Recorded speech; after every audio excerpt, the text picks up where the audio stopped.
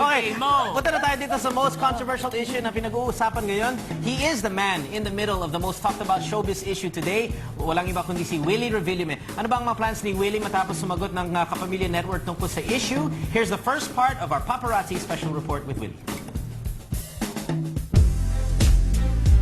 Nandito po ako ngayon mga kapatid sa mismong tapat ng bahay ng kontrobersyal at mahal ng publiko na si Willie Revillame. Ito po ang kanyang panglimang bahay.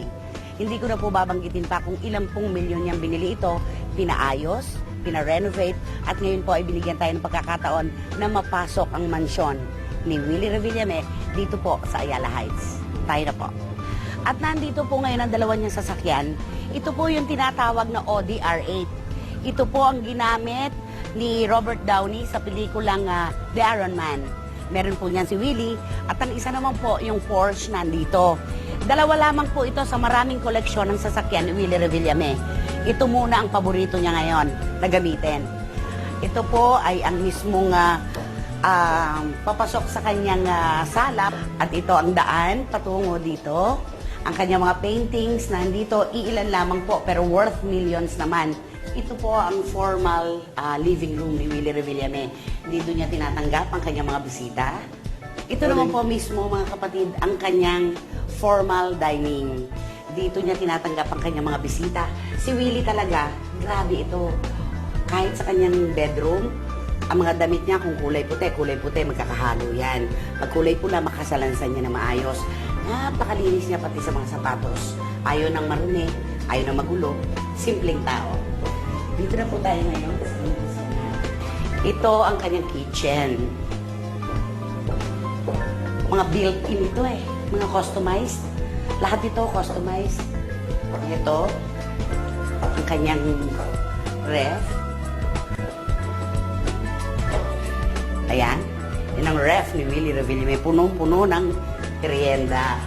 Ito yung paakyat sa kanyang kwarto. Ito yung master's bedroom. Ito yung bedroom ni Willie. Meron pang sala doon eh, sa taas. Tapos ito, para sa mga bisita niya. Ito, lahat ito, pinagawa niya to. Customized to. Hindi siya bumibili ng mga tapos na lagay-yari na.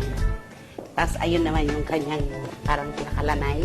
Mula po dito sa infinity swimming pool na meron pang bata at may pang adult, dito naman niya ina-entertain ang kanyang mga bisita kapag nagsasama-sama sila.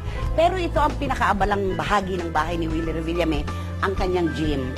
Dito siya nanonood ng mga news kapag umaga. Ayan, ito ang kanyang paboritong lugar kasama ang kanyang mga kaibigan. Ito ang sauna niya.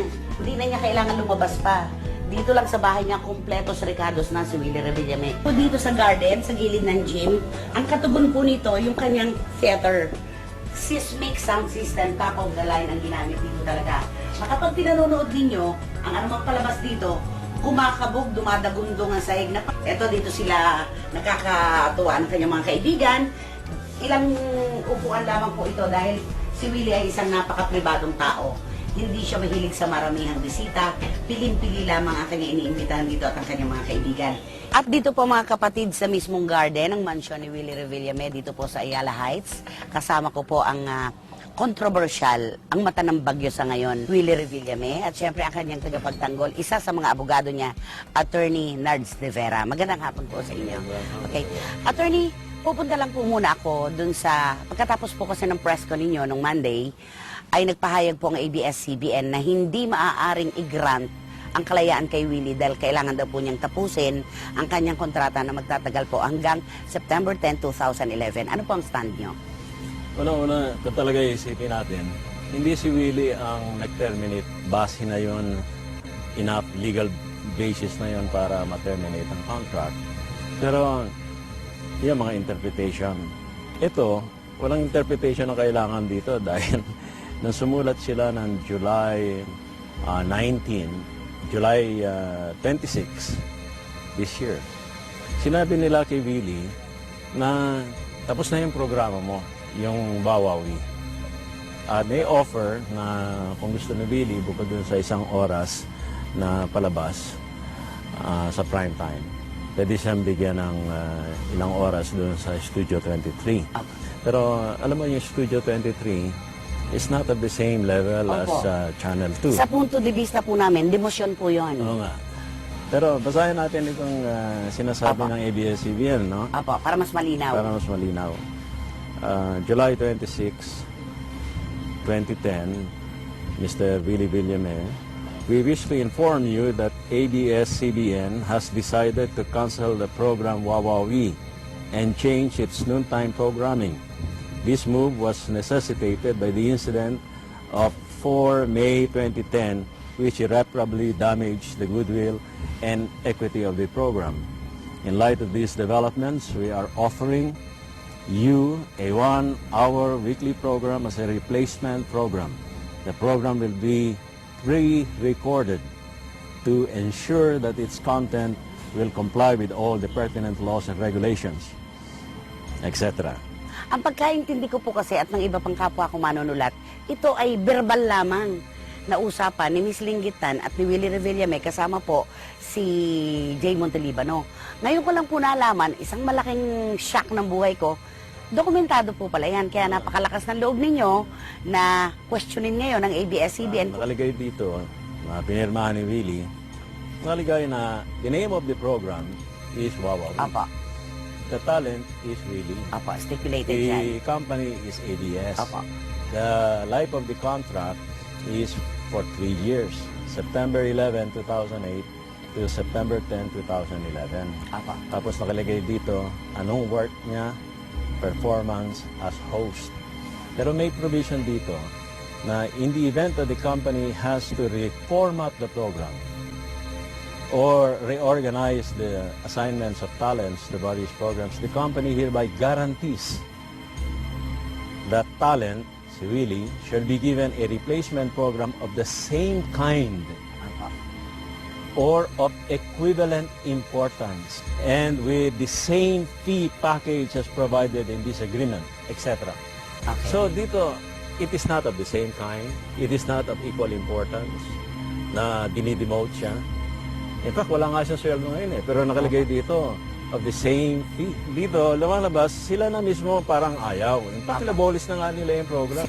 Pero kung babasahin natin yung mga sinulat ni Willie noon, napuno na siya. Sinasabi niya na may policy ang ABS-CBN. Walang host ng ibang programa dun sa kapamilyang program Opo. na pwedeng atakihin. Nakapirma lahat ng talents dyan eh. Well, ABS-CBN can say whatever they want to say. Naman, this is a free country. Pero sa opinion namin, based on the facts, based sa law, based sa pag-aaral namin, walang karapatan ng ABS na pigilin siya. Ngayon, may batas naman tayo na sinasabi, there is no such thing as involuntary servitude. Hindi pwedeng hawakan sa kamay si Apa.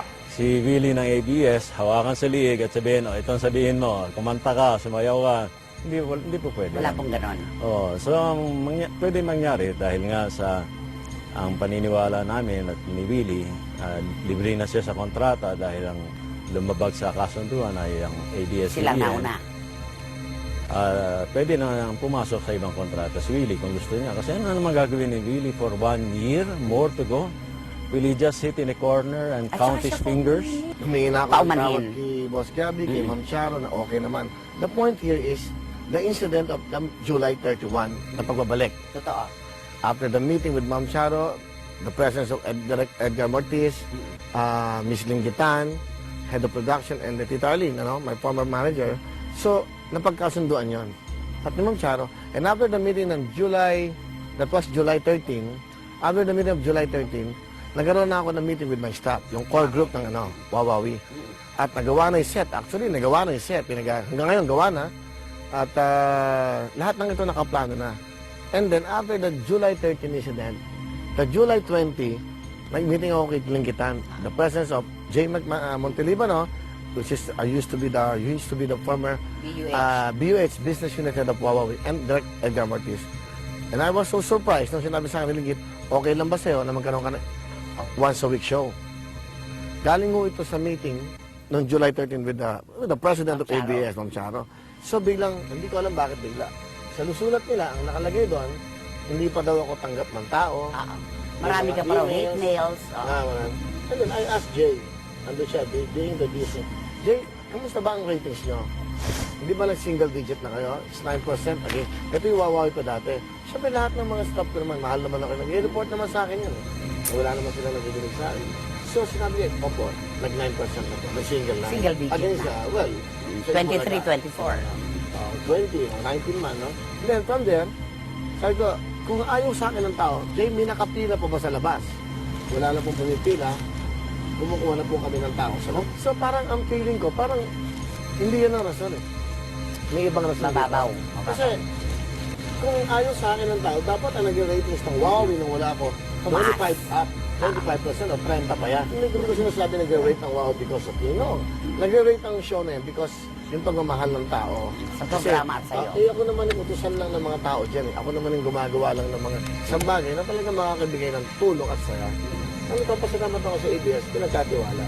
Ang nagulat lang ako, na nag-meeting na ako kay Miss Gloria Gatan, siya po ang aming head ng mga entertainment production, si Miss Lingitan.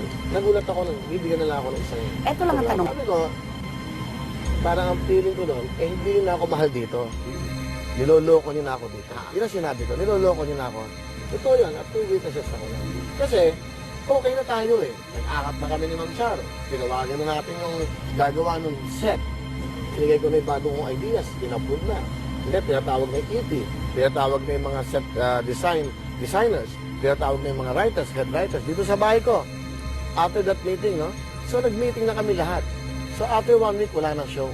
July At 31. yeah, ito, to be honest, kailangan hindi ako galing. Kausapin niyo yung buong staff, kausapin niyo lahat. Nagsigawan nung babalik na ako, naiyakan. Iyakan. Eh, totoo naman yun, malalaman At natin. okay, Willie, ang kwento kasi sa labas na nanggagaling din sa loob mismo ng ABS, nung magalit si Tita Cory sa iyo at sinabing, kapag bumalik dito si Willie Revillame, ako ang mag-resign.